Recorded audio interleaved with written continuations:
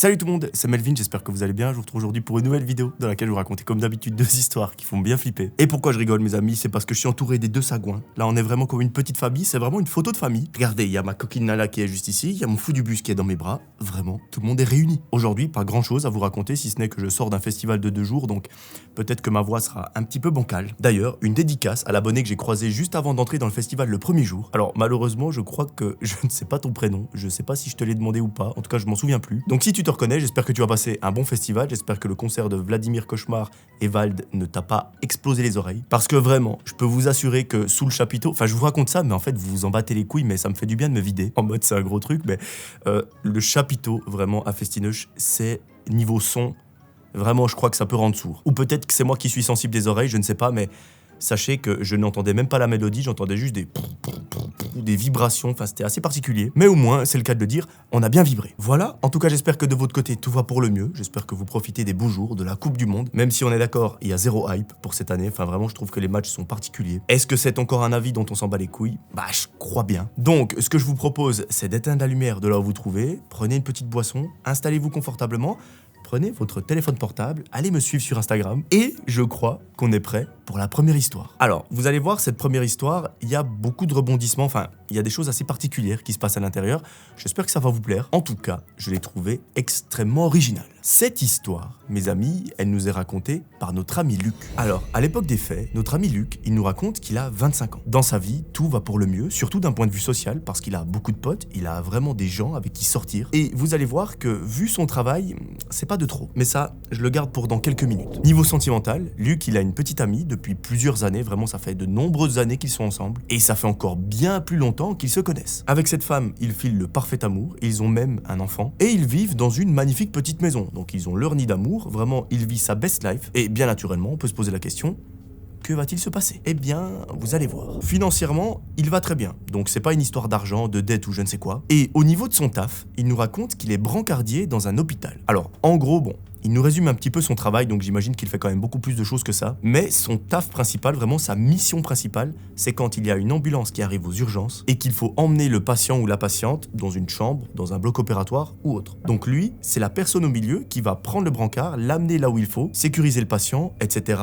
et faire en sorte que tout aille très vite. Parce que si la personne est dans une situation très délicate, comme dans un arrêt cardiaque ou quoi, on n'a pas de temps à perdre. Donc, autant vous dire que Luc, et d'ailleurs c'est valable pour les soignantes, les soignants, les médecins, etc., eh bien, ils ont tous une responsabilité absolument énorme. C'est un travail qui est un peu stressant, mais en même temps, il nous raconte qu'il n'a pas vraiment le temps de ressentir le stress tellement ça va vite. Le seul truc qui vraiment, et ça je pense que c'est valable pour tous les jobs qui sont dans les hôpitaux, dans les soins en général, eh bien, c'est que c'est extrêmement épuisant. Il enchaîne les jours, et c'est surtout les nuits de travail comme ça, sans se reposer, c'est un truc de ouf. Et parfois, ça lui pèse non seulement physiquement, mais aussi moralement. C'est pour ça que je vous disais que c'était important pour lui d'avoir un bon groupe de potes avec qui sortir lorsqu'il a des temps libres, pour se vider l'esprit, se vider la tête, profiter un petit peu de la vie. Et ça, mes amis, ça lui fait un bien absolument fou. Ce travail, Luc, il l'a depuis plusieurs années, c'est d'ailleurs le job qu'il voulait faire quand il était tout petit. Donc les soins, c'est pas un domaine dans lequel il est tombé par hasard comme ça, c'est vraiment quelque chose qui le tient à cœur et surtout quelque chose qu'il a toujours voulu faire. Avec ses collègues, il s'entend extrêmement bien. Par contre, chacun a son rôle et évidemment, eh bien, il traverse différents services lorsqu'il doit intervenir. Bien évidemment, Luc, c'est un employé de l'hôpital. Par contre, ça veut pas dire qu'il a accès à absolument tous les services. Lui, je vous le rappelle, son taf, c'est de prendre le brancard, sécuriser le patient, de l'amener là où il faut, et ce, le plus rapidement possible, tout en restant safe. Retenez bien ça, parce que c'est important pour la suite. Un matin, Luc se réveille, il va prendre son petit déjeuner, et ce soir, il travaille aux alentours de 18-19 heures. Évidemment, il va passer la nuit à l'hôpital, donc ça va être une grosse journée, ou plutôt une grosse soirée, et à ce moment-là, lorsqu'il prend le petit déjeuner,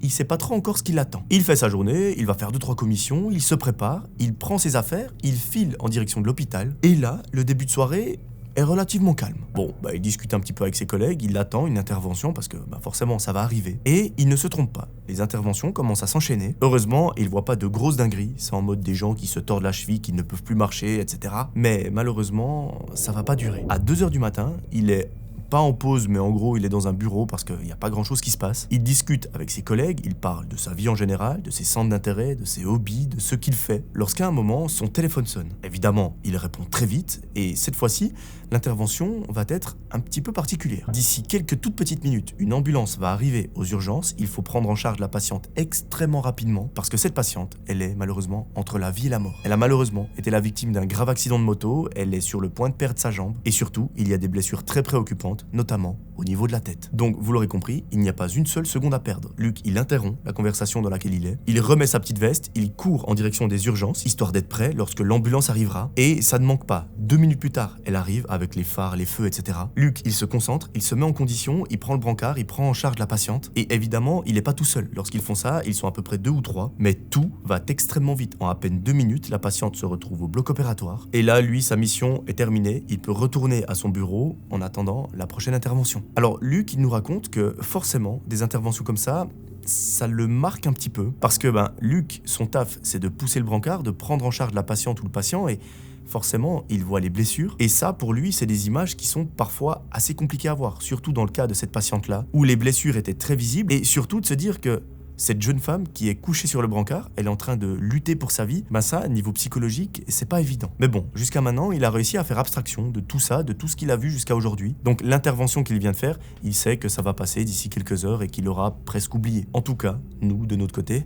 c'est ce qu'on lui souhaite. Pendant le reste de la nuit, il nous raconte qu'il n'y a pas de grosses interventions comme celle qu'il vient de vivre et que ça, c'était un petit peu une exception. Tant mieux, j'ai envie de dire, ça veut dire que personne n'a été grièvement blessé. Au petit matin, il regroupe ses affaires, il se change, il prend la voiture et il rentre en direction de chez lui. Là, il croise sa copine qui, elle, se réveille pour aller travailler, sauf que lui, il va dormir. Donc, vous l'aurez compris, ces derniers temps, ils ont des rythmes absolument opposés. Il discute quelques minutes avec sa copine, ensuite chacun fait sa life. Lui, il va dans sa chambre, il ferme les stores, il se met au lit et il s'endort directement. Évidemment, il se réveille très tard dans la journée parce que il est complètement décalé. Et aujourd'hui, tant mieux, il ne travaille pas. Ce qui veut donc dire que à la fin de la journée, vers 18-19h, lorsque sa copine rentre, il lui propose « Écoute chérie, j'ai ma mère qui m'a appelé, elle me propose d'aller manger à la maison. Est-ce que ça te dit de venir avec moi? Comme ça, non seulement on voit mes parents, on passe un petit moment ensemble, ensuite on rentre à la maison et on se fait une petite soirée en amoureux. » Évidemment, sa copine, étant donné qu'il ne se voit pas beaucoup ces derniers jours, elle est heureuse et elle lui dit oui avec grand plaisir. Les deux amoureux se rendent chez les parents, ils discutent, tout se passe très bien. Et il n'y a pas que les parents qui sont là, il y a sa sœur. D'un point de vue familial, Luc, il nous raconte que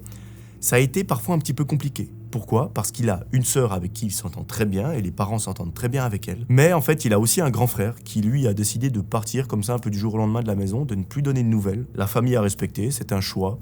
Voilà, ils n'ont pas pu s'y opposer. Ça leur a fait très mal au cœur au début, mais aujourd'hui, ils s'y sont faits, ça fait plusieurs années. Mais ça change pas que ce soir-là, au repas, l'ambiance est absolument géniale. À la fin du repas, ils prennent un petit dessert et ensuite, ils rentrent à la maison. Là, les deux amoureux passent la soirée ensemble devant un film et très vite, ils finissent par s'endormir. Sauf que, malheureusement, Luc, avec son rythme de vie complètement décalé, c'est une simple sieste et il se réveille à 4 heures. À partir de là, on n'a plus vraiment de nouvelles pendant plusieurs semaines. L'histoire recommence un soir lorsque Luc se prépare pour aller travailler. Comme à son habitude, il mange quelque chose, il prépare ses affaires, il s'habille et il prend la voiture en direction de l'hôpital. À nouveau, comme la dernière fois, c'est relativement la même chose qu'il doit faire, c'est-à-dire attendre les ambulances, prendre en charge le patient et l'amener là où il faut. Première intervention, c'est un jeune qui s'est blessé malheureusement dans un accident de voiture. Deuxième intervention, c'est une personne âgée qui a malheureusement une défaillance cardiaque. Mais après cette deuxième intervention, le calme revient un petit peu. Comme à son habitude, Luc, lorsqu'il y a un moment un petit peu plus creux, il va dans la salle de pause, il prend un café avec ses collègues. Sauf que cette fois-ci, il n'a même pas le temps de mettre la tasse sous la machine à café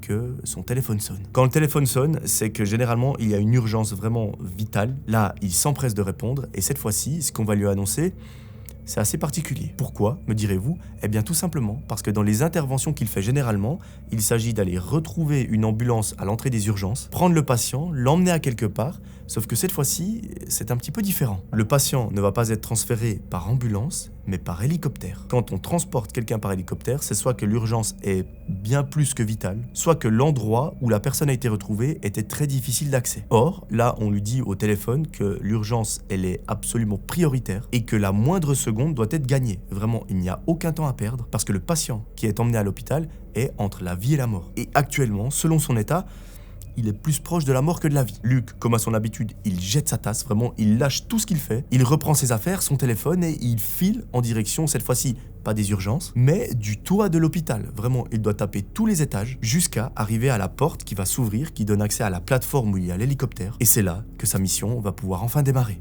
Arrivé devant cette porte, Luke se tient fin prêt. Il est hyper concentré parce que comme je vous ai dit, il n'y a pas une seule seconde à perdre jusqu'au moment où il entend un énorme bordel. Évidemment, c'est synonyme que l'hélicoptère est en train d'arriver. Quelques toutes petites secondes plus tard, la porte s'ouvre. Il peut aller sur la passerelle, il prend en charge le patient et là, il court dans l'hôpital. Alors, c'est là où les choses vont devenir extrêmement précises. C'est-à-dire qu'il est sur la plateforme, il prend le patient avec son collègue, il sécurise le brancard, etc. pour faire en sorte que rien ne se passe et il court en direction de l'ascenseur. Parce que oui, mes amis, il y a un ascenseur à prendre pour descendre les étages, l'amener dans le bon service, le bloc opératoire ou je ne sais quoi. Évidemment, l'ascenseur les attend, il est déjà au bon étage, il rentre à l'intérieur et là, il y a plusieurs secondes d'attente. Pendant ces plusieurs secondes, Luke demande des informations à son collègue parce que c'est lui qui a discuté avec les gens de l'hélicoptère. Il demande notamment des informations sur la nature du problème, le nom, prénom du patient, s'il connaît son âge, est-ce qu'il a des antécédents médicaux, etc. Il lui dit que c'est un homme d'à peu près 30-35 ans, qui n'a visiblement pas de problèmes médicaux antécédents, donc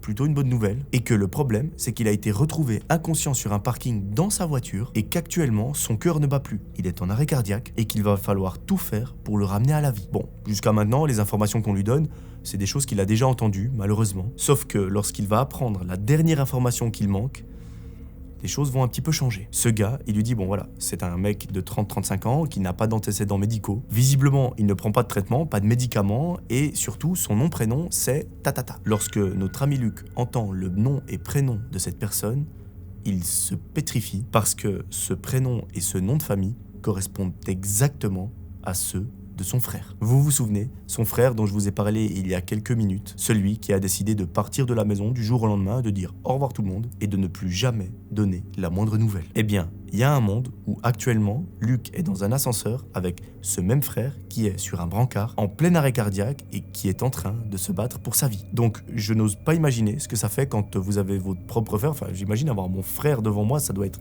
absolument terrible. Sauf que malheureusement, Luke, il peut pas se laisser déconcentrer. Il peut pas se laisser avoir par les émotions parce que il y a quelqu'un entre la vie et la mort devant lui, qui plus est son frère. Donc, bien que ce soit très difficile, il doit mettre tout ça de côté, faire son taf et tout faire pour sauver la vie de son frère, même s'il n'a plus de données de nouvelles, même s'ils sont peut-être en embrouille, etc. Pendant quelques microsecondes, ça le touche, mais il arrive à faire abstraction de tout ça, au point où il n'a même pas dit à son collègue que c'était son frère qui était sur le brancard. L'ascenseur arrive au bon étage, il y a un petit ding, les portes s'ouvrent, et là, les deux courent à travers le couloir avec le brancard. Ils passent la main au service concerné, bloc opératoire ou je ne sais où, et c'est là que la mission s'arrête.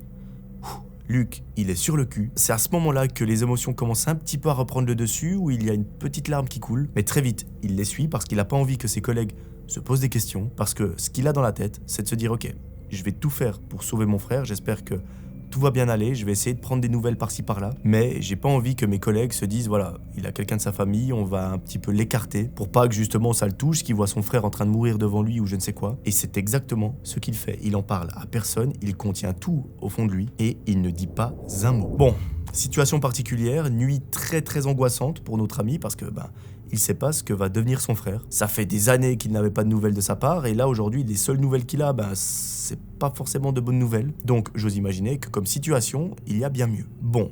Malheureusement, pour Luke, c'est là que les choses vont commencer un petit peu à se corser. Pourquoi ? Eh bien tout simplement parce que vous vous souvenez au début de la vidéo où je vous ai expliqué que Luke, il a une mission, il a un rôle bien précis dans l'hôpital, et c'est un peu le cas de chaque employé, j'ai envie de dire. Il y a les infirmiers et les infirmières, il y a les brancardiers et les brancardières, les médecins, etc. Enfin, il y a vraiment chacun qui a un rôle, et évidemment, avec un rôle, il y a des responsabilités, mais également un accès à l'information qui est pas le même selon le rôle. C'est-à-dire que dans cet hôpital, et je ne sais pas si c'est pareil en France, si c'est pareil dans tous les pays, dans tous les hôpitaux, etc. Mais en tout cas, dans notre cas, dans notre histoire, les brancardiers n'ont pas accès au dossier des patients. Eux, leur taf, c'est simplement de faire la liaison entre l'extérieur et le service des urgences, l'hôpital, etc. Par contre, les infirmiers, infirmières, médecins, etc., eux, ils ont accès à tout ça. Ce qui veut donc dire que notre ami Luke, il n'a pas accès au dossier de son frère qui vient d'être admis aux urgences. Il ne peut donc pas savoir comment il va, il ne peut donc pas avoir d'informations sur comment ça se passe. Et ça, quand c'est ton frère qui est en face de toi, c'est un petit peu compliqué. Il garde son mal en patience, vraiment il essaye de pas se laisser porter par les émotions et essayer de fouiller des trucs, etc. Il reste assez calme et 1 heure plus tard, il va prendre une pause. Pendant la pause, cette fois-ci, il reste pas dans son coin, il discute avec ses collègues qui, eux, sont dans les soins. Donc, autrement dit, qui ont un potentiel accès au dossier médical du patient, donc de son frère. Et il essaye un petit peu de poser quelques questions subtiles. Toujours en gardant privé le fait que c'est son frère, il ne veut pas en parler. Il dit simplement...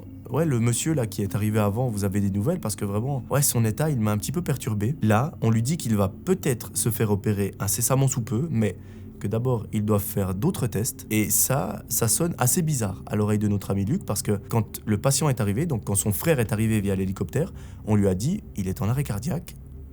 Il faut être très rapide. Alors, je suis pas cardiologue, je suis pas spécialiste, mais je crois que dans les arrêts cardiaques, il y a plusieurs type d'arrêt, notamment un où il y a les veines du cœur qui se bouchent à cause d'un petit caillou. D'après de nouveau mes connaissances très limitées et de ce que j'ai entendu, on peut opérer et ouvrir ces veines pour les écarter, pour que le sang circule beaucoup mieux à l'intérieur et que ça irrigue le cœur. Eh bien, Luc, en fait, il imaginait quelque chose comme ça, c'est-à-dire que ses veines étaient bouchées, qu'il fallait l'opérer très rapidement, sauf qu'il comprend assez vite, de par ses collègues, que visiblement, c'est pas le cas. Bon, il pose la question, mais alors du coup... Qu'est-ce qui se passe chez ce patient? Et lorsqu'il pose cette question, il voit que l'ambiance, je sais pas, elle devient un petit peu particulière. C'est comme s'il y avait des choses dont on ne pouvait pas parler. Mais la grande question, c'est de quoi il s'agit. Il essaye de gratter quelques infos, mais il voit bien que ses collègues, ils sont pas trop chauds à parler. Bon, c'est normal, c'est le secret médical, c'est comme ça que ça fonctionne. Pas de problème, il va prendre son mal en patience. Il continue de faire ses interventions, de réceptionner les ambulances, les hélicoptères, etc. Jusqu'à un moment où, par hasard, dans un couloir, il croise une de ses bonnes potes qui est infirmière. Et là, il va un petit peu trahir ce qu'il s'était dit. Il s'approche d'elle, il lui dit « Écoute, est-ce que je peux te parler ?» Elle lui dit « Bah oui, bien évidemment. » Et il lui dit « Écoute, je te considère comme un meilleur ami. Il faut vraiment que tu gardes ce que je vais te dire pour toi, que tu n'en parles pas du tout aux collègues, etc. Mais tu sais, il y a un patient qui vient d'arriver dans le service. Ce patient, en fait, il est un petit peu particulier pour moi parce qu'il s'agit de mon frère. Certes, je ne l'ai plus vu depuis de nombreuses années. Je n'ai pas eu de nouvelles. Au début, je ne l'ai même pas reconnu. Enfin, voilà, ça on met de côté. Mais malheureusement, moi, j'ai pas accès au dossier médical. J'aimerais bien savoir ce qui se passe. En plus, on m'a dit que peut-être qu'il n'allait pas se faire opérer, donc est-ce que c'est grave, est-ce que c'est pas grave, qu'est-ce qui se passe, etc. Moi j'ai envie de savoir. Est-ce que, s'il te plaît, tu peux me donner des informations sur ça? Vraiment, fais-le pour moi, c'est mon frère et ça compte énormément pour moi. Sa copine lui dit, bon, tu sais que j'ai pas le droit de faire ça, mais vas-y, je vais te donner les informations que j'estime que tu dois savoir. Laisse-moi aller regarder et on essaye de se retrouver ici d'ici 10-15 minutes. Il la remercie comme jamais, vraiment il lui dit merci beaucoup, vraiment... J'espère que tout va bien aller. Et les deux se séparent. 10 minutes plus tard, il revient au point de rendez-vous. Et cette fois-ci, sa pote, elle a un peu un autre visage. Dans le sens, ses expressions faciales ont changé. Elle est plus toute joyeuse comme avant. Et là, elle lui dit, écoute, Luc, ouais, la situation est un petit peu délicate. Il lui dit quoi? Il va mourir? Elle lui dit, ça, ne t'inquiète pas. Il n'est plus entre la vie et la mort. Quand il est arrivé à l'hôpital, on avait vraiment de grosses craintes. Mais là, c'est bon. Son état s'est stabilisé. Par contre, on a découvert des choses un petit peu louches. Luc, lorsqu'il apprend ça, il lui dit « Mais c'est quoi? C'est lui qui s'est fait du mal? C'est quelqu'un qui lui a fait du mal? C'est... Explique-moi. » Là, sa pote lui dit « Bah écoute, ton frère, lorsqu'il est arrivé à l'hôpital, il était en arrêt cardiaque. Donc nous, on pensait qu'il y avait peut-être une veine bouchée dans le cœur ou quelque chose de très grave qui nécessite une opération d'urgence. Sauf que, visiblement, pas du tout. Cet arrêt cardiaque a probablement été... provoqué par des produits, enfin par un surplus de produits. Et ce qu'on essaye de faire actuellement, c'est d'identifier quels sont les produits qui ont été utilisés. Mais en soi, c'est pas ça la chose la plus troublante. La chose la plus bizarre qu'on a vue sur lui, c'est qu'on a repéré des traces de, je sais pas, des traits qui étaient à la fois présents sur ses poignets et sur ses chevilles. Voilà, tu en tires les conclusions que tu veux, Luc. Moi, je vais pas aller plus loin. C'est les seules informations que je peux te donner. C'est déjà pas mal. Mais sache qu'il n'y a pas seulement l'hôpital qui est impliqué. Il y a la police. Actuellement, il y a une équipe de police criminelle qui est sur place dans le parking là où il a été retrouvé pour pouvoir mettre la lumière sur tout ça. Bon, Luc, lorsqu'on lui indique ça, particulier quand même comme ambiance. Il sait pas trop comment réagir. Parce que lui, il a compris ce qui se passe, il a compris, il a fait le lien dans sa tête. Il sait qu'il y a probablement une personne externe qui est liée à tout ça, quelqu'un qui a voulu littéralement tuer son frère. Maintenant, la grande question, c'est de savoir qui et pourquoi. Bon, avec tout ce qu'il vient d'apprendre, il est un petit peu déstabilisé, mais il reste concentré sur son taf. Et 1 heure plus tard, il reprend une petite pause. Lorsqu'il se dirige en direction de la salle de pause, il recroise sa même pote. Et cette fois-ci, c'est elle qui lui dit... Viens par là. Elle lui dit, écoute, je viens d'apprendre quelque chose. Il y a une dame qui s'est présentée aux urgences de l'hôpital en demandant des nouvelles de ton frère. Bon, Alors la question que j'aimerais te poser, c'est est-ce que tu sais s'il a une petite amie, s'il est marié, s'il a une meilleure amie ou je ne sais quoi? Ou même, est-ce que cette personne fait partie de ta famille? Luc lui dit, en tout cas de la famille, j'imagine que non, parce que, à la limite, ça peut être ma sœur, mais de mémoire, elle sait pas qu'il est là. Enfin, j'ai prévenu personne et j'imagine que l'hôpital ne les a pas prévenus vu qu'ils n'ont pas de lien. Donc, il ne l'a probablement pas mise comme contact d'urgence ou je ne sais quoi. Et niveau sentimental, je ne sais pas tout simplement s'il a quelqu'un parce que voilà, ça fait des années qu'on se parle plus, donc je ne suis plus dans sa vie. Mais là, ce que sa pote va lui dire, ça va lui mettre la puce à l'oreille. Elle lui dit, mais en fait, cette femme, elle avait l'air un petit peu stressée. Bon, c'est normal, si c'est ton copain qui est à l'hôpital dans cet état, forcément tu es stressé. Mais ça avait l'air très bizarre. Elle regardait un peu partout, dans les coins, comme si elle surveillait qu'on n'était pas en train de la filmer ou je ne sais quoi. Et là, Luc, il se dit, mais attends, c'est bizarre. Il faudrait qu'on sache qui est cette personne. Là, mes amis, Luc, il va mettre son travail de côté. Vraiment, il avertit son collègue, il lui dit, écoute, j'ai besoin de sortir quelques minutes. Je reviens. Il se rend aux urgences de l'hôpital pour voir si cette femme est toujours là. Il voit qu'il n'y a plus personne. Il demande à l'accueil.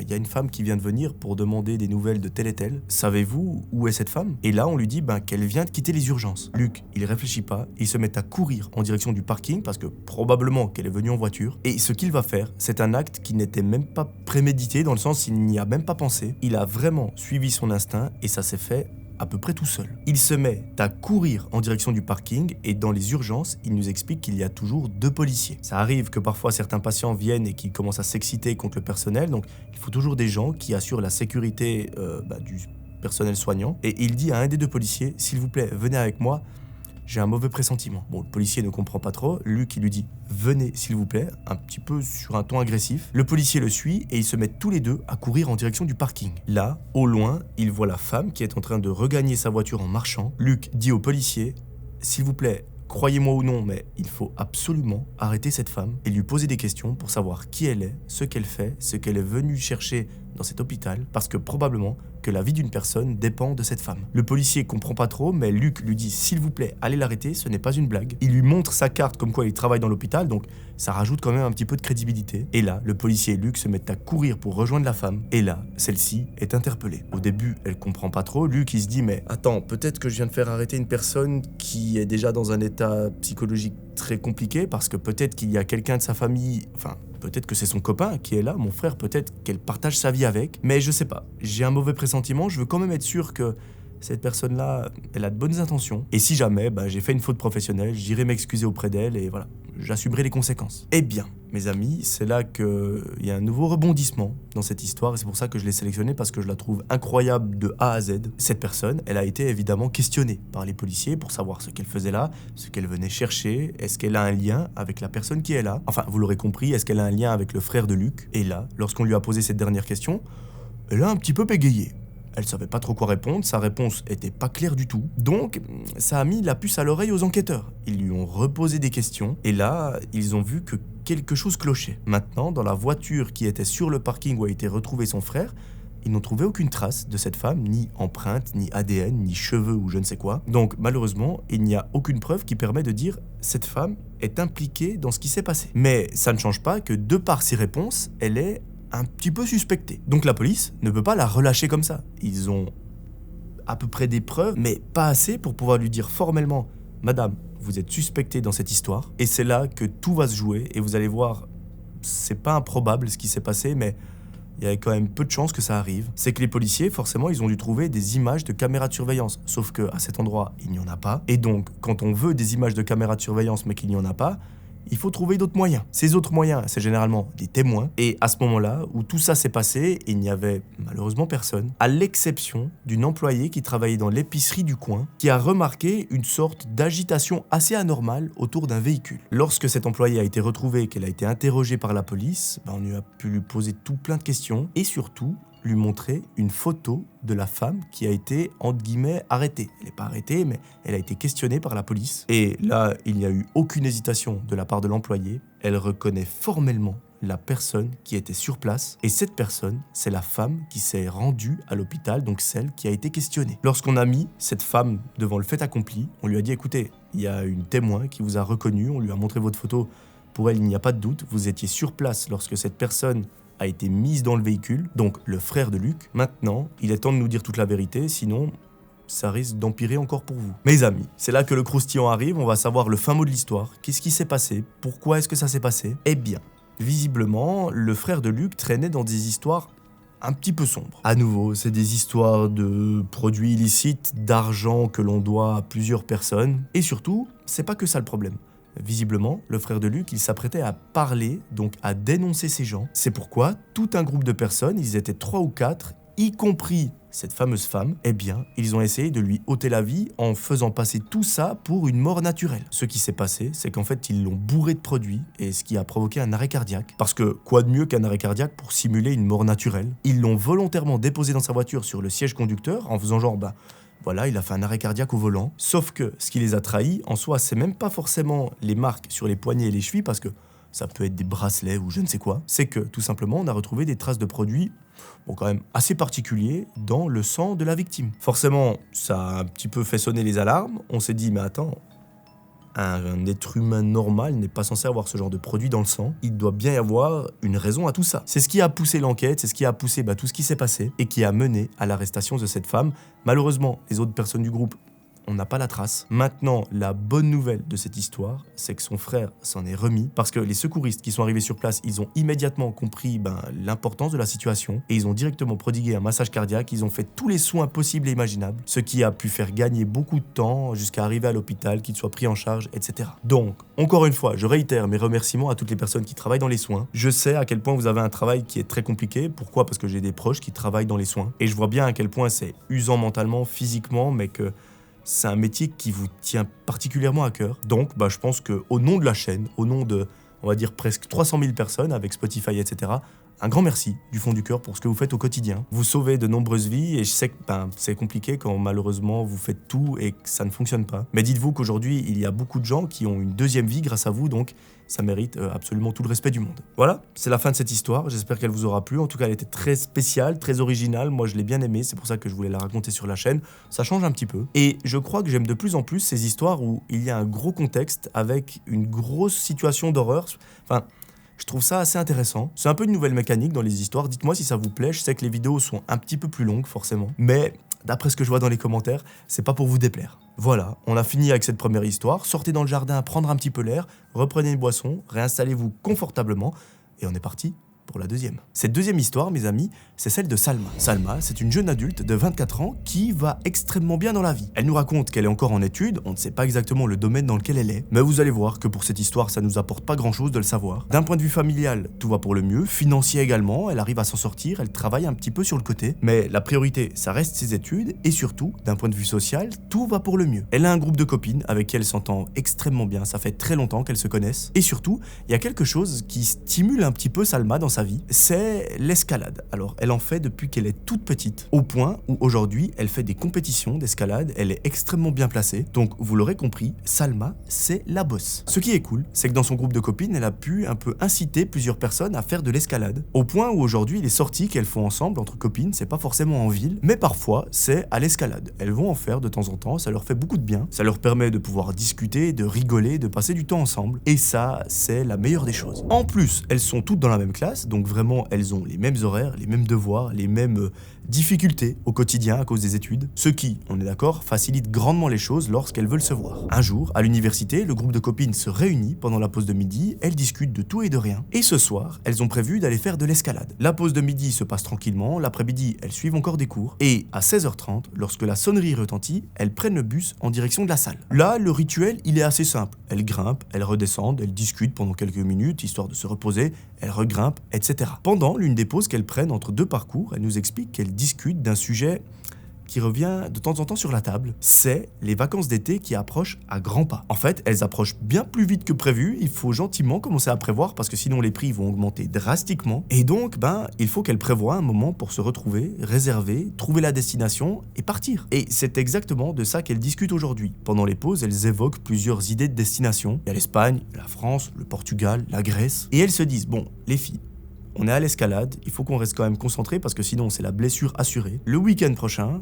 le week-end qui arrive, on se retrouve, on va manger dehors, on discute de ce voyage et on réserve. Toutes les filles sont ok, elles continuent de grimper et la fin de journée se passe dans la bonne humeur. Arrivée en début de soirée, notre amie prend le bus histoire de rentrer chez elle. Elle prend le repas, elle se met en pyjama, elle monte dans sa chambre et elle finit par s'endormir assez rapidement. Arrive le fameux week-end où elles doivent discuter de ce voyage. Elles se retrouvent avec toutes ses copines en ville. Elles font d'abord un petit peu de shopping, elles vont visiter 2-3 lieux et ensuite elles vont au restaurant. Comme c'était prévu, elles discutent des potentielles destinations, de comment est-ce qu'elles voient le voyage et très vite, elles arrivent à se mettre d'accord sur la destination, sur le programme entre guillemets du voyage. Et ça, on est d'accord, c'est plutôt rare. Quand vous êtes avec plusieurs personnes, généralement ça prend des plombes à organiser un voyage. Et bien là, c'est tout l'inverse. Bon, forcément, chacune est trop contente, chacune se réjouit de partir en vacances. Parce qu'il n'y a rien de mieux que de partir avec ses amis, mais malheureusement, c'est dans quelques semaines. Et avant ça, il y a les examens. Mais bon, elles ont toutes de la facilité, ça va le faire. Normalement, il n'y a pas de raison qu'elles loupent. Et même si elles venaient à louper, il y a des rattrapages, il y a des façons de se refaire, donc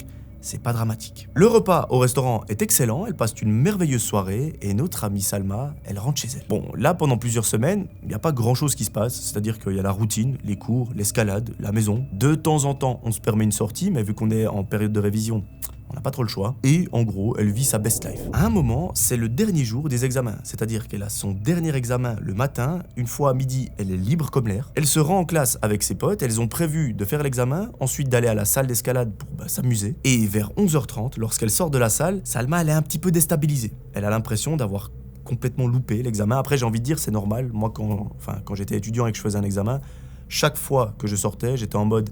Ça y est, je vais arrêter ma formation, je suis une merde, j'ai loupé. Au final, j'arrivais à taper des bonnes notes, donc voilà. C'est un peu normal, j'ai envie de dire, cette sensation. Mais là, elle a vraiment l'impression d'avoir loupé. Bref, tant qu'elle n'a pas la note, il n'y a rien qui est définitif, donc il faut pas stresser pour rien. Elle essaye d'oublier tout ça, de reprendre un petit peu confiance en elle, de retrouver la joie de vivre. Avec ses potes, elles prennent le bus en direction de la salle. Et là, arrivée là-bas, elle se change, elle se prépare. Et la grimpe peut commencer. Pendant les 30 premières minutes, tout se passe bien. Notre amie Salma, elle a un petit peu des courbatures, mais ça va. Elle est en train de monter, elle est assez haut. Il y a deux de ses potes qui sont en bas parce qu'elles sont en train de discuter, de se rafraîchir, de prendre une pause. Lorsque soudain, ces deux copines entendent un énorme cri. Et ce cri, c'est tout simplement Salma qui malheureusement vient de glisser parce que le support, entre guillemets, je sais pas comment ça s'appelle, où elle a posé le pied, il vient de céder. Ça l'a complètement déstabilisée et malheureusement, elle a chuté. Bon, on parle d'une chute quand même assez importante parce qu'elle est quand même à plusieurs mètres au-dessus du sol. Et elle a eu ce que je considère être un bon réflexe, c'est que lorsqu'elle a senti qu'elle commençait à glisser, eh bien, elle s'est légèrement propulsée histoire de ne pas râper toute la paroi et de se râper. Enfin, ça aurait été dramatique si ça s'était passé. Heureusement, elle a pu mettre une sorte de petite propulsion pour se jeter en arrière, mais malheureusement, elle s'est écrasée au sol. Heureusement, il n'y avait personne dessous, donc ses potes étaient juste 1 mètre à côté. Sauf que vous imaginez bien, lorsque Salma est par terre, elle a une douleur, mais juste énorme, et elle se met à hurler dans toute la salle au point où il y a des gens qui ne la connaissent pas, qui s'approchent d'elle pour voir si tout va bien. Sauf que, malheureusement, tout ne va pas bien, parce qu'elle ne peut juste plus bouger les jambes. Elle est en pleurs, ses amis sont complètement horrifiés, elles ne savent pas quoi faire, parce que déjà, c'est la première fois que ça arrive. En plus, à Salma, qui je vous rappelle, fait de la compétition, elle est extrêmement bien placée, enfin, la grimpe, ça la connaît. Donc là, de la voir par terre avec les jambes dans un sale état, c'est un petit peu délicat. Bon, très vite, il y a le gérant de la salle qui se pointe, qui appelle une ambulance, parce que il voit bien que la situation est dramatique. Mais au milieu de ce malheur, il y a quand même une bonne nouvelle, c'est que Salma, sa tête, elle n'a pas touché le sol. Dans le sens, elle n'a pas tapé violemment, donc elle n'a pas de commotion ou même de lésion, etc. Certes, les jambes, elles ont pris très cher, mais au moins, la tête, elle est safe. Bon, là, l'ambiance dans la salle, elle a un petit peu changé. De base, les gens viennent pour grimper. Là, ils assistent à un spectacle qui est quand même dramatique. Et très vite, l'ambulance arrive sur place. Ils la prennent en charge. Vous imaginez bien, la première fois, ils ont essayé de la mettre sur un brancard, mais elle s'est mise à hurler tellement fort qu'ils se sont dit « Oh là !» Elle souffle martyr, on va pas continuer. Et là, à ce moment-là, je sais pas s'ils lui ont injecté de la morphine ou quoi, mais Salma, elle était aux anges. Bon, là par contre, c'était pas notre ami Luc, le brancardier de l'autre histoire, qui l'a prise en charge, pas du tout. Le trajet s'est plutôt bien passé, malgré quelques secousses, et il y a une de ses potes qui l'a accompagnée dans l'ambulance, histoire d'aller avec elle à l'hôpital pour qu'elle ne soit pas seule. Bon, arrivée là-bas, Salma, elle est encore complètement éteinte, elle est dans les choux, vraiment la morphine, ça la tue. On la prend en charge très rapidement parce que c'est une urgence. Ses parents sont appelés, ils arrivent très vite aussi à l'hôpital, enfin, il y a tout qui se met en place. Et là, elle passe une batterie de tests, y compris une radio, et malheureusement, le verdict tombe. Le tibia de sa jambe gauche est littéralement brisé, donc c'est une fracture très nette, il n'y a pas de doute. Sa jambe droite, elle a eu un petit peu plus de chance, mais ça reste quand même dramatique. Il y a une grosse fissure, c'est pas cassé, mais On peut considérer que ça l'est. Et malheureusement, sa jambe gauche, elle est tellement amochée qu'un plâtre ne suffira pas. Il faut poser des putains de broches. Quand je vous dis des broches, c'est vraiment les broches métalliques qu'on connaît lorsqu'il y a une grosse fracture. Et ça, le problème, c'est que ça prend énormément de temps à se remettre en place. Et c'est un véritable calvaire. Vraiment, ça doit être douloureux à souhait. Enfin, j'ose même pas imaginer. Rien que moi, quand j'ai repris ma grande carrière de footballeur en 2019 et que je me suis cassé le poignet, d'ailleurs, je vais vous raconter cette anecdote. Oui, mais Melvin, on s'en fout. Melvin, c'est trop long. Je m'en fous. Je vous raconte parce que vraiment ça me fait plaisir. Mes amis, moi j'ai fait du foot avec mon ami Louis, on était vraiment des grands footballeurs l'espace de 2 matchs. Je m'en souviens, premier match de ma vie, j'étais en junior D et j'ai marqué 2 buts dont une superbe reprise de volée et une tête. Le coach s'est naturellement dit mais attends, lui c'est le nouveau Ronaldo, on va tout miser sur lui. Eh bien dès le deuxième match, j'ai été l'équivalent de Maurice Bapon, j'ai mis tout à côté. Mais je me suis repris dans un match où vraiment il faisait super chaud. On a fait 4-4 et j'ai marqué les 4 buts dont un coup franc. Là vraiment, pour moi j'étais à mon prime. Mais après ça a été la catastrophe, vraiment j'ai été vraiment nul à chier. J'ai arrêté le foot pendant plusieurs années et quelle bonne idée de reprendre en 2019. Sauf que cette fois-ci, je n'étais plus en junior D, j'étais dans la ligue des bûcherons, vraiment là où ça...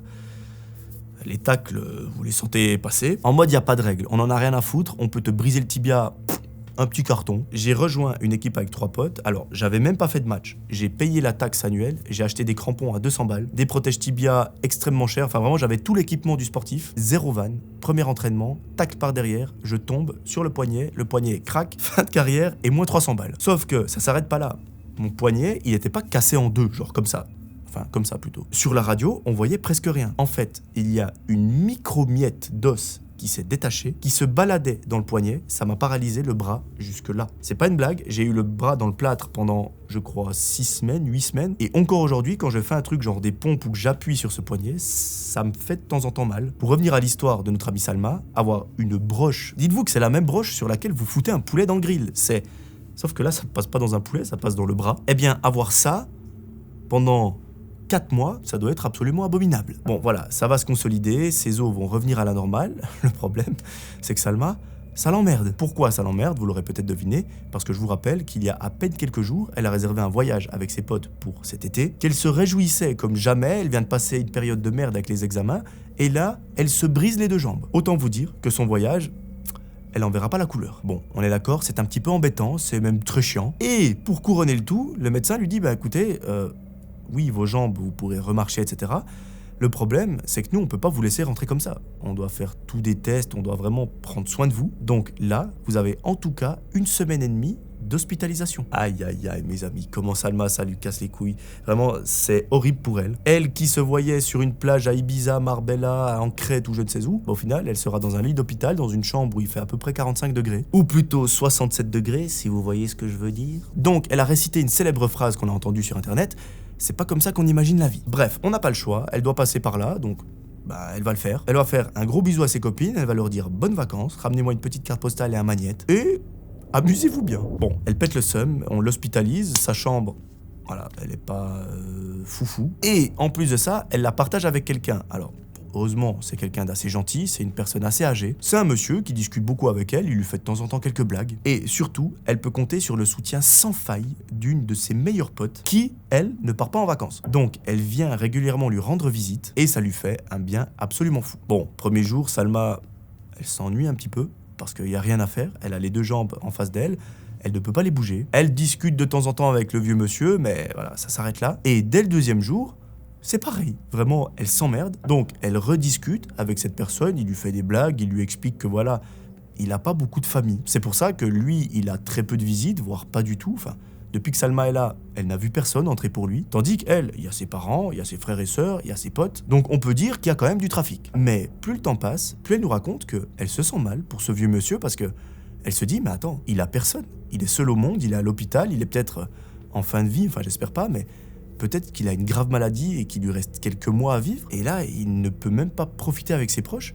C'est terrible. Donc, à partir de cette, entre guillemets, prise de conscience, elle essaye de un petit peu plus le stimuler, de lui parler, de faire en sorte qu'il se livre, de discuter, de lui faire des blagues, de rigoler, etc. Elle essaye aussi d'en savoir un petit peu plus sur lui. Elle lui dit, mais votre famille, elle habite loin, vous ne la voyez plus, vous n'avez plus contact. qu'est-ce qui se passe? Là, il se livre un petit peu sans rentrer trop dans les détails parce que c'est quand même assez intime. Il lui dit, bah écoutez, j'ai eu une femme avec qui j'ai fait presque toute ma vie, enfin une grande majorité de ma vie.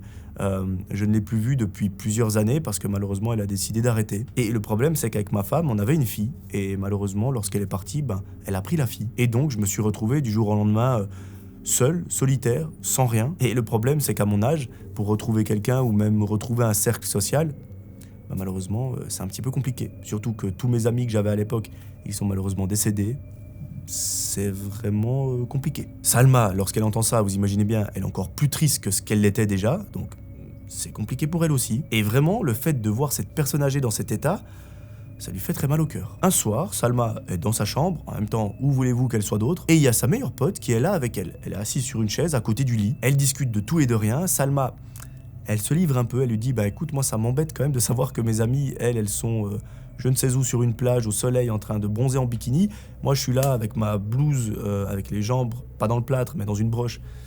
C'est un peu compliqué. Alors, c'est compliqué à la fois physiquement, mais surtout moralement, parce que l'été, c'est une période quand même qu'on attend tous. En tout cas, c'est pas comme ça que j'imaginais mon été. Son amie essaye de la consoler comme elle peut, elle essaye de lui remonter le moral, de la faire rire, en même temps de faire rire la personne âgée, donc c'est un peu compliqué pour elle aussi, c'est compliqué pour tout le monde. Mais à un moment, la porte de la chambre s'ouvre. C'est l'infirmière qui s'occupe de la chambre, qui est déjà venue plusieurs fois, qui entre tranquillement, et à un moment, elle dit une phrase assez inhabituelle. Elle dit « il est là ».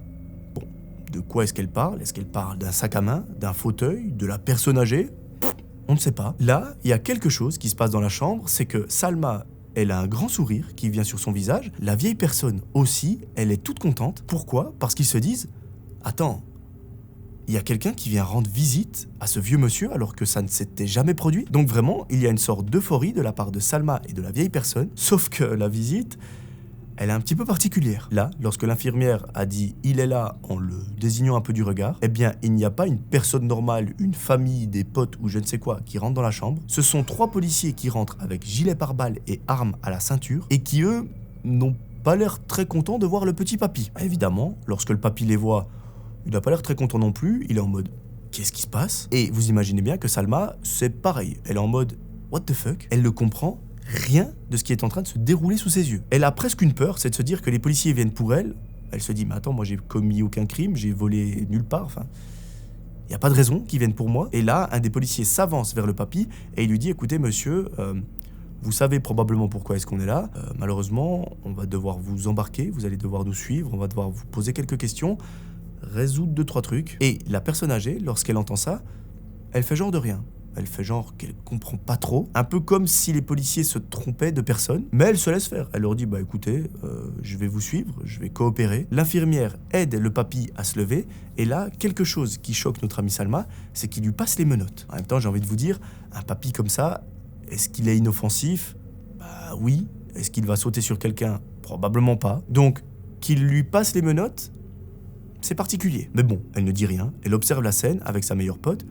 Les deux sont un petit peu choqués. Les policiers embarquent le papy, difficilement, mais ils y arrivent parce que bon, il va assez lentement. Et la porte de la chambre se referme. À l'intérieur, il y a toujours Salma, sa meilleure pote et l'infirmière. Et là, l'infirmière regarde les 2 amis.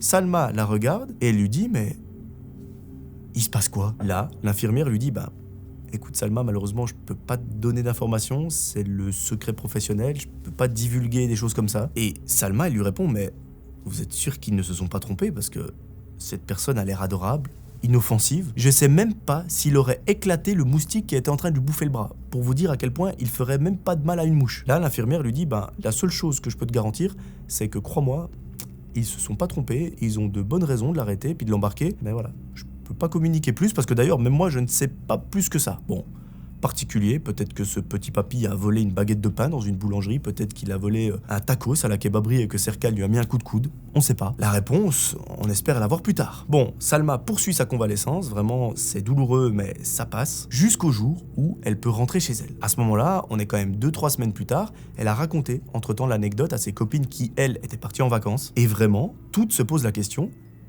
pourquoi est-ce que la police a embarqué ce vieux monsieur? Eh bien, mes amis, alors, je vais pas vous le dire tout de suite, je vais vous expliquer d'abord ce qu'est devenu Salma. Ses jambes se sont remises comme si de rien n'était. Ça a pris des mois et des mois, ça a pris de la douleur mais comme jamais, mais elle a pu remarcher, elle a pu faire tout ce qu'elle faisait avant les fractures, donc c'est très bon signe. En plus de ça, elle a pu poursuivre la compétition en escalade. Est-ce qu'elle arrive et championne du monde? Je ne sais pas, mais en tout cas, elle a pu continuer son rêve. Et ça, c'est l'excellente nouvelle de l'histoire. Maintenant, qu'est-ce qui s'est passé? Eh bien, en fait, Salma, elle a jamais eu la réponse de la part de l'hôpital, de la part de la police ou je ne sais quoi. En même temps, ils n'ont pas à lui donner une réponse parce que, entre guillemets, ça la regarde pas. Même si c'était sa voisine de chambre, ça la regarde pas. Elle a appris la nouvelle à la télévision. En fait, elle, à la base, elle habite dans un petit village. C'est pas la grande ville où, voilà, il y a des crimes tous les jours. Le moindre fait divers, ça se sait. Les petits accidents, les petits vols, etc. Donc, imaginez bien, quand il y a des gros crimes ou quoi qui se passe, c'est la une de tous les journaux. Eh bien, mes amis, et l'histoire est extrêmement glauque, enfin personnellement je trouve que c'est très glauque, notre ami était devant la télévision avec ses parents, et ils étaient en train de manger, et en même temps ils regardaient les infos, lorsque soudain, il y a un flash spécial. Ce journal, il explique qu'en gros il y a une enquête qui vient d'être résolue, mais après de nombreuses années, et qu'elle concerne un double homicide familial. Bon, est-ce que vous commencez à sentir l'histoire ? J'ai bien l'impression. Le meurtrier a été retrouvé de nombreuses années après, il y a quelques jours à peine, et ce meurtrier, il s'avère que c'est une personne âgée. Elle a été retrouvée dans un hôpital sous un autre nom, et c'est là que l'histoire est complètement folle. Alors, ce qui s'est passé, ce qui a été expliqué dans le journal, c'est que ce vieux monsieur, donc vous l'aurez compris, c'est ce vieux monsieur qui a été arrêté. Ce qui s'est passé, c'est que ce vieux monsieur, il a commis un double meurtre sur son épouse et sa fille, donc en réalité, c'est pas sa femme qui est partie avec sa fille, c'est qu'il les a littéralement butés, et qu'on n'a jamais pu remettre la main sur cette personne âgée. Elle a complètement disparu de la circulation depuis ce jour-là, et jusqu'à aujourd'hui, on ne savait même pas si ce papy était encore en vie. À partir de ce jour-là, en fait, ce qui s'est passé, c'est que ce papy a complètement changé d'identité, et le plus fou, c'est qu'à la base, il n'était plus dans ce village, il était dans une ville qui se situe, écoutez-moi bien, à 3 heures de route. Un jour, il était en train de marcher dans la rue, donc à 1h30 de route d'ici, donc à peu près à la moitié de là où il habite et l'hôpital. Et pour X ou Y raison, il a fait un malaise. Il est tombé par terre sur le trottoir, il s'est fait très mal à la tête, il y a eu une grosse commotion, donc il a été emmené à l'hôpital parce qu'il était inconscient. Et arrivé sur place, on lui a fait tout un tas d'examens, des prises de sang, des contrôles. Et c'est là qu'on a vu que quelque chose ne tournait pas rond. Pourquoi? Parce que, mes amis, lui, il arrivait sous une identité X, et dans la base de données, toutes ces informations, son sang, etc., correspondait à Monsieur Y, qui était le suspect recherché dans cette affaire. Donc, par un grand calcul de A plus B est égal à C, l'hôpital a pu déterminer que quelque chose ne tournait pas rond. Ils ont averti la police, et là, eh bien, ils ont pu résoudre le puzzle. Sauf que ce papy, malheureusement, il n'a jamais demandé à être emmené à l'hôpital. Il l'a évité pendant presque toute sa vie, parce que il savait que s'il y retournait, il allait être cramé. Mais là, vu qu'il est tombé sur le trottoir en étant inconscient, un passant l'a vu, il a appelé l'ambulance, et il n'a pas eu le choix. Donc, vous imaginez bien la merde dans laquelle il est lorsqu'il arrive dans la chambre, qu'on lui dit « Bonjour monsieur », et qu'il est, entre guillemets, bloqué dans une chambre d'hôpital, qu'il ne peut pas partir en courant parce que ça reste quand même un papy. Donc, il savait que probablement, tôt ou tard, il allait se faire cramer. Rendez-vous compte que notre amie Salma, déjà, elle s'est brisé les 2 jambes, ça lui a brisé son rêve de vacances, c'était nul. Mais alors, de se dire qu'elle a partagé pendant quelques jours la chambre d'un tueur, c'est encore pire. Mais au moins, c'est une sacrée anecdote qu'elle pourra raconter à ses amis l'année prochaine lorsqu'elles partiront en vacances. Du moins, je l'espère cette fois-ci. Voilà, c'est la fin de cette histoire. J'espère qu'elle vous aura plu. J'ai trouvé très intéressante parce qu'on s'y attend pas du tout. Enfin, personnellement, c'était mon cas. Lorsque je l'ai lu, j'étais là, mais qu'est-ce qui va se passer? Ça reste un papy qui est à l'hôpital. Parce qu'à la base, on ne le soupçonne même pas. On se dit juste que Salma, elle est à l'hôpital. Qu'est-ce qui peut bien se passer? Eh bien, vous avez vu que finalement, c'est une histoire de fou qui se cache derrière tout ça. Voilà, c'est la fin de cette histoire et par conséquent de la vidéo. J'espère qu'elle vous aura plu. En tout cas, si c'est le cas, comme d'habitude, dites-le moi en commentaire. Rejoignez-moi également sur Instagram, c'est là où je publie à peu près tout mon quotidien. Et surtout, si vous voyez cette vidéo sur YouTube ou Spotify et que vous n'êtes pas abonné, n'hésitez pas à le faire, c'est la chose qui m'aide le plus. Ça fait grossir la chaîne, ça donne envie à d'autres personnes qui ne me connaissent pas de venir découvrir mon travail, donc vraiment, c'est excellent. Donc merci beaucoup à toutes les personnes qui vont s'abonner suite à cette vidéo. Voilà, moi je vous ai tout dit, je vous retrouve très vite pour un nouvel épisode. D'ici là, j'aimerais que vous preniez soin de vous. C'était Melvin, ciao tout le monde.